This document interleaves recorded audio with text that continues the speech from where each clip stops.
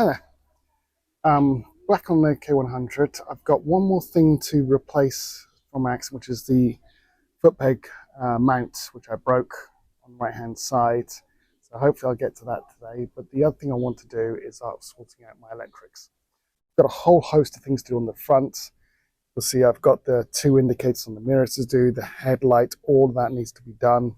But what I like to do is just try and finish off one section, which is the rear. So I'm actually going to go back to the original indicators on the rear. I'll show you what they look like now. These are the original indicators, and I have both sides. So what I'm hoping to do is put them in place of these little bullet style ones, because I'm not a huge fan. I want to kind of go the classic 80s styling with this bike. This should be quite simple. All I need to do is lift up the seat, gain access to this back hatch here. And once your hand goes through, you can disconnect the existing indicators. This one's on with a 19, I think, bolt arrangement. So I'm going to disconnect that, snip the wires, put on some spade connectors to go onto here, and then just put these spades in. And then with, I believe this is a 9mm or a 7mm, I think it's 7mm, 7mm screw. This should just bolt through and screw back on once everything's connected. What I'll do is I'll bring you around and show you that. Alright, so first things first is I get the seat up. That which blocks all of the vision. Okay, I'm unscrewing from the back side, which allows me to pull this wire through. I'm actually going to reuse these wires. I'm just going to snip them off right here, because this light bulb or indicator setup is dead to me. I'm not a huge fan. So it's got a running light, interestingly, that's not in use. So what I've done just here is I've re-threaded it through the correct hole for this indicators. That's where the screw mounts, and that's the locating pin to stop them rotating.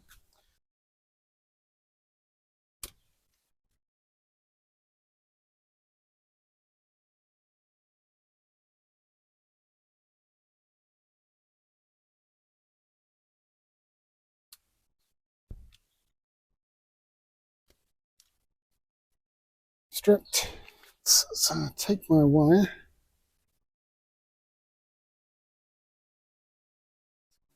here, good, on like so. And with my crimp tool, I never have great success with.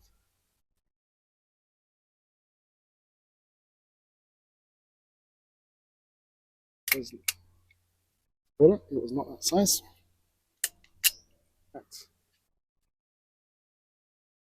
Right, so I slide the protector on. That then clamps into there. Then I never get this right. Clamps.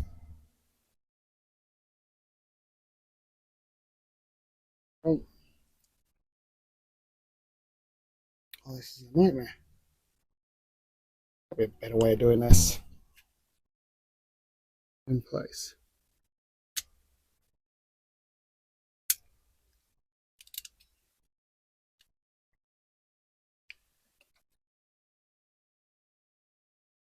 It feels like it's a good connection. And that's ready to slide over the edge. So let's do the same with the other one. Just smaller.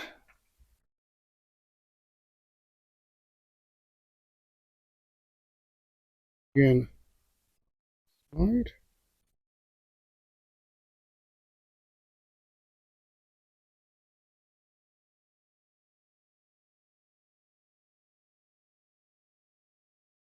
Squeeze first. And this takes the smaller.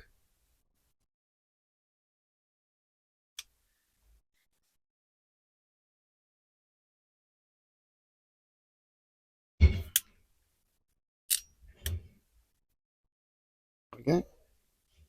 And that one feels like it's in place. That seemed like it went rather easily. Now, this whole assembly slides through here. I hope you can see this. Yeah, it slides through. And then we connect up the actual fittings. This is positive, negative. I'm sure I've got these around the wrong way, but I don't think it actually matters.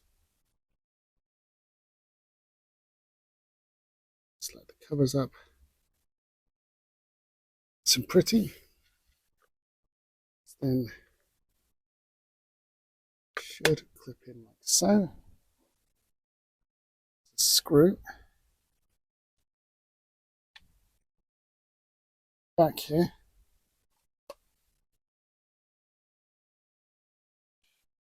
Lined up correctly. Easily go in. Then all I have to do is test it. Now I've got this in place, what I have to do is lift the seat back up, feed everything back through, and ideally this should all line up and mount so. And this is when I find out I put it on the wrong side.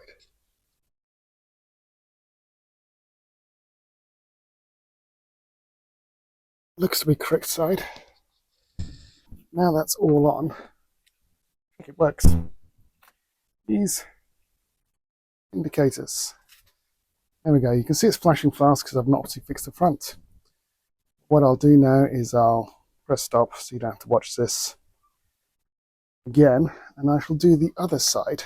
Now the eagle-eyed among you may notice something's different this time. There's no hole here, and it's mounted on the other side. That's because I'm an idiot and put the one for the right-hand side, left-hand side of the bike on the right, vice versa. You can tell by the little hole for drainage needs to appear at the top. So I've swapped that one back across, and I'm going to go on the other side and do that one. Okay, so this is the section that broke off. I'm going to replace this foot peg with this one here. It should just be a case of 1, 2, 3, 4 bolts and swapping across the arm because I need a new one and I've got one of those there.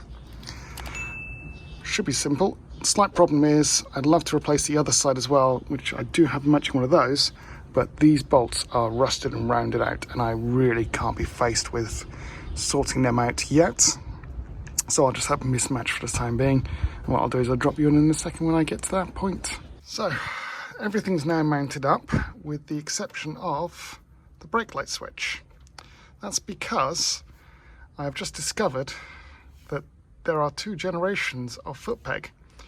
One, which is the early generation, which uses this type of brake light switch, which screws into this thread here on the underside, just underneath here, where this one just has a little spike sticking out just along here, which means I have brakes with no switch. The switch is actually supposed to be, for this thing, a flat switch that sits behind here and has a lever arm that goes underneath here and tenses based upon this. What that means is I'm going to have to buy myself a new foot peg switch with a 30 quid. So that's going to wait for a few days and then I've got to trace that back up underneath here.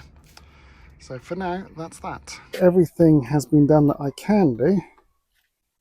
So as you can see, right indicator's right, and then left indicator's left, all flashing fast because obviously I've got no front set up. Foot peg rest mount is all on. These are quite nice and I'm looking forward to putting the other side on once I get some bolts. But that brake switch, well, we're going to have to order a new switch for that, so that's going to be a few quid.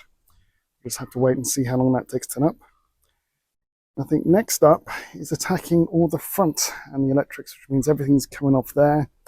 Probably should do the brakes first and then do the electrics, but we are getting close to having everything complete. It was a bit of a pain regarding the rear light brake switch, but at least all my rear electrics are working and I am really pleased with how good they look. Also glad I caught the fact that I put them in upside down because that would have been a mistake when it rained. But that's all nice and sorted now. So it's all a case of just moving forwards a little bit at a time.